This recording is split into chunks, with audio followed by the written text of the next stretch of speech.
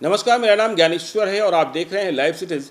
बिहार विधानसभा चुनाव 2020 में टिकट की रेस में चर्चा करेंगे आज हम बेगूसराय जिले के साहेबपुर कमाल विधानसभा क्षेत्र की।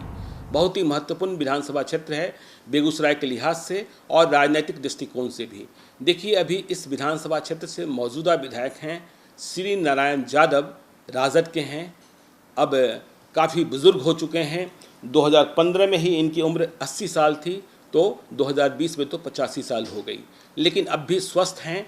बिहार सरकार में पूर्व मंत्री भी रहे हैं, लालू यादव के बेहद करीबी रहे हैं, लालू यादव का भरोसा भी रहा है। तो यह बात तो स्पष्ट है कि राजद से श्री नारायण यादव की इच्छा से ही उम्मीदवार तय होगा। श्री नारायण यादव शायद स्वयं न लड़ें।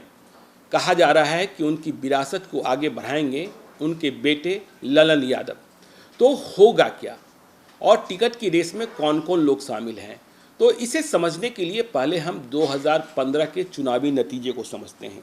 देखिए, 2015 में महागठबंधन के उम्मीदवार बने श्री नारायण यादव। तब नीतीश, लालू, कांग्रेस साथ में थे और यहाँ जीत हासिल हुई, बड़ी जीत हासिल हुई। देखिए, 2015 में साहेबपुर कमाल में 2,33,840 मतदाता थे। अब उनकी संख्या बढ़ गई होगी और इनमें से 1,36,947 लोगों ने अपने मत का प्रयोग किया था, जो कि प्रतिशत में 58.56 हुआ और जीत मिली थी श्री नारायण यादव को। इन्हें मत आया था 78,225, 78,225 और इनसे चुनाव हारे थे एलजेपी के एमडी असलम, मोहम्मद असलम, जिन्हें मत आया था 32,751 और यहाँ निर्दलीय लड़ गए थे सुरेंद्र विवेक, जिन्हें मत आया था 12,259। तो देखिए, 2015 में महागठबंधन से श्री नारायण यादव जिन्हें जीत मिली और एनडीए से, तब के एनडीए से एलजेपी के खाते में यह सीट गई थी और मोहम्मद असलम चुनाव हारे थे। अब 2020 में क्या होना है, तो राजद से, महागठबंधन से यह बात मानी जा रही है कि श्री नारायण यादव या उनके बेटे ललन यादव भी प्रत्याशी होंगे। लेकिन अब एनडीए में यह सीट किसके खाते में जाएगी? 2015 का यदि हम गणित देखते हैं तो यह सीट एलजेपी के खाते में थी, लेकिन हम एलजेपी को लेकर पूरी निश्चिंतता के साथ अभी इसलिए नहीं कह सकते हैं क्योंकि चिराग पासवान का मूड बिगड़ा हुआ है। चिराग पासवान और नीतीश कुमार के रिश्ते बहुत ठीक नहीं चल रहे हैं। ऐसे में चिराग पासवान कहाँ तक रहते हैं, अंतिम तक रहते हैं कि नहीं रहते हैं, यह देखा जाना है। तो यदि रह जाते हैं तो यह सीट एलजेपी के खाते में जा सकती है। एलजेपी के खाते में सीट जाती है तो उम्मीदवार कौन होंगे? तो देखिए, चिराग पासवान ने जो क्राइटेरिया बनाया था कि 25,000 सदस्य बनाने होंगे, बूथ कमेटी बनानी होगी, इसमें सुरेंद्र विवेक साहेबपुर कमाल से इन्होंने चिराग पासवान की सभी शर्तों को पूरा किया है।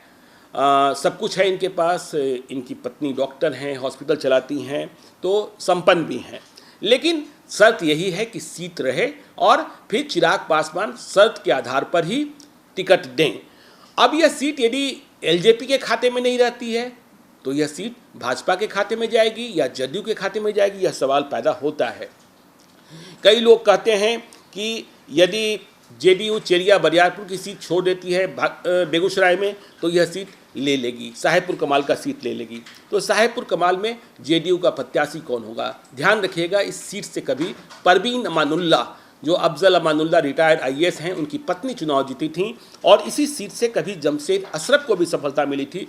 जमशेद अशरफ अभी भारतीय जनता पार्टी में हैं, लेकिन जब टिकट बटेगा तो क्या ठिकाना होगा नहीं पता। तो बीजेपी और जदयू में, लोजपा की बात छोड़ दें तो बीजेपी और जदयू में क्या होगा? तो बीजेपी में देखिए चर्चा होती है अमर कुमार सिंह की, पहले भी कभी चुनाव लड़े हुए हैं, उनकी चर्चा होती है।